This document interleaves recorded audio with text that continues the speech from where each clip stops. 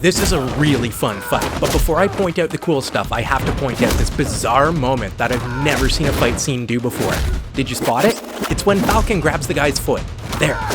Let's zoom in and look at this editing cut. Here's the shot before the cut, and here's the shot right after the cut. Notice anything weird? They're the same shot. I've never seen a fight where they decided to randomly flip a shot around backwards in the middle of a take so that it would look like there were more cuts than there really were. If I flip it, we can see what it looks like as a continuous shot. Personally, I prefer it like this. Since they made the cut during this move, maybe they thought that was a spot that was a little slow and they wanted to keep the action moving as fast as possible. But it would be just as easy to speed up the footage when Falcon goes for that ankle pick. I'll do it and we'll see how it looks.